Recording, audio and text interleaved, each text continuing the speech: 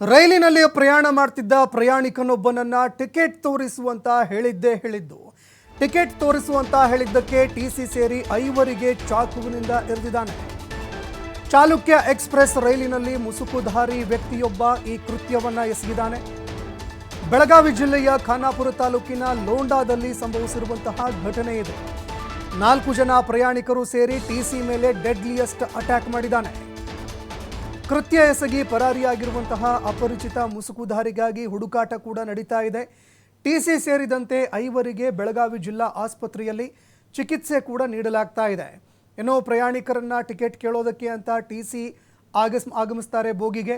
ಇನ್ನು ಬೋಗಿಗೆ ಆಗಮಿಸಿದಂತಹ ಸಂದರ್ಭದಲ್ಲಿ ಟಿಕೆಟ್ ತೋರಿಸುವಂತ ಒಬ್ಬ ಮುಸುಕುಧಾರಿ ವ್ಯಕ್ತಿಯನ್ನ ಟಿಸಿ ಪ್ರಶ್ನೆ ಮಾಡ್ತಾರೆ. ಟಿಸಿ ಪ್ರಶ್ನೆ ಮಾಡಿದ್ದು ಆ ಅಪರಿಚಿತ ವ್ಯಕ್ತಿ ಚಾಕುವನ್ನ ತೆಗೆದು ಮೊದಲು ಟಿಸಿಗೆ ಎರೆದಿದ್ದಾನೆ. ಅದಾದ ಬಳಿಕ ಆತನನ್ನು ಉಳಿಸೋದಕ್ಕೆ ಅಂತ ಯಾರ್ಯಾರು ಮಧ್ಯಪ್ರವೇಶ ಮಾಡಿದ್ರು 4 ಜನರ ಮೇಲೂ ಕೂಡ ಆತ ಚಾಕುವಿನಿಂದ ದಾಳಿಯನ್ನ ಮಾಡಿ ಅಲ್ಲಿಂದ ಪರಾರಿಯಾಗಿದ್ದಾನೆ. ಬೆಳಗಾವಿಯ ಲೋಂಡಾದಲ್ಲಿ ಸಂಭವಿಸಿರುವಂತಹ ಘಟನೆ ಅಂತ ಹೇಳಲಾಗ್ತಾ ಇದೆ. ಇನ್ನು ಈ ಕೃತ್ಯವನ್ನ ಎಸಗಿ ಅಪರಿಚಿತ ಮುಸುಕುಧಾರಿ ದಾಳಿಕೋರ ಅಲ್ಲಿಂದ ಪರಾರಿಯಾಗಿದ್ದಾನೆ. ಇನ್ನು ಟಿಸಿ ಸೇರಿ 4ರನ್ನ ಬೆಳಗಾವಿ ಆಸ್ಪತ್ರೆಗೆ ಜಿಲ್ಲಾ ಆಸ್ಪತ್ರೆಗೆ ದಾಖಲಿಸಿ ಚಿಕಿತ್ಸೆಯನ್ನು ನೀಡಲಾಗ್ತಾ ಇದೆ.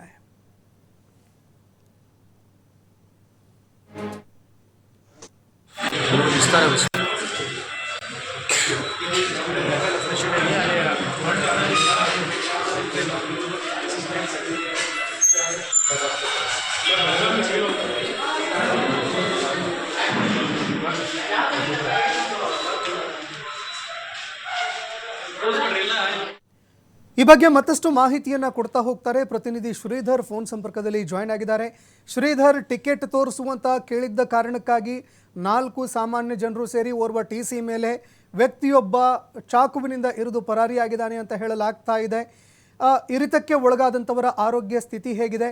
ಅದೇ ರೀತಿಯಾಗಿ ಆ ವ್ಯಕ್ತಿಯನ್ನ ಸೆರೆ ಹಿಡಿಯೋದಕ್ಕೆ ತನಿಖೆ ಯಾವ ರೀತಿಯಾಗಿ ನಡೀತಾ ಇದೆ? ಈ ಬಗ್ಗೆ ಮತ್ತಷ್ಟು ಮಾಹಿತಿ ಕೊಡೋದಾದ್ರೆ.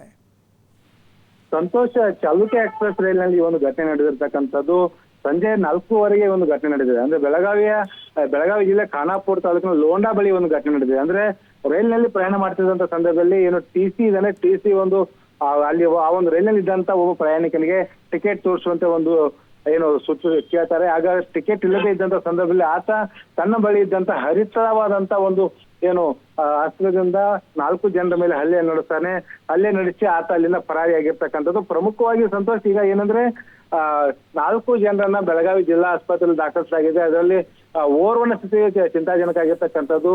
ಆತ ಬದುಕುಳಿದು ಕೂಡ ಬಹಳ ಏನು ಕಠಿಣ ಅಂತ ಮಾತನ್ನು ಕೂಡ ಹೇಳಲಾಗ್ತಾ ಇದೆ. ಅದ್ರ ಜೊತೆಗೆ ಏನು 3 ಏನಿದ್ದಾರೆ, 3ರಿಗೆ ಈಗಾಗಲೇ ಚಿಕಿತ್ಸೆ ನೀಡಲಾಗ್ತಿದೆ. ಟಿಸಿಯನ್ನು ಸೇರಿ 3ರನ್ನು ಕೂಡ ಈಗ ಚಿಕಿತ್ಸೆನ ನೀಡಲಾಗ್ತಿರ್ತಕ್ಕಂಥದ್ದು. ಸಂತೋಷ್, ಈಗಾಗಲೇ ಇದು ರೈಲ್ವೆ ಪೊಲೀಸ್ ಠಾಣೆ ವ್ಯಾಪ್ತಿಯಲ್ಲಿ ಏನು ಪೊಲೀಸರು ಒಂದು ಪ್ರಕರಣವನ್ನು ದಾಖಲಿಸಿ ತನಿಖೆಯನ್ನು ಕೂಡ ಮುಂದುವರಿಸಲಿದ್ದಾರೆ ಅಂತ ಹೇಳ್ಬೋದು. ಜೊತೆಗೆ ಈ ಒಂದು ಘಟನೆಯಲ್ಲಿ ಅಂದ್ರೆ ಈಗ ಬರ್ತಿರ್ತಕ್ಕಂಥ ಮಾಹಿತಿ ಪ್ರಕಾರ ಈ ಒಂದು ಘಟನೆಯಲ್ಲಿ ಏನು ದೇವಋಷಿ ವರ್ಮಾ ಅನ್ನುವಂತ ಆತ ಒಬ್ಬ ಮೃತಪಟ್ಟಿದ್ದಾನೆ ಅನ್ನುವಂತ ಒಂದು ಮಾಹಿತಿ ಕೂಡ ಲಭ್ಯ ಆಗ್ತಾ ಇದೆ.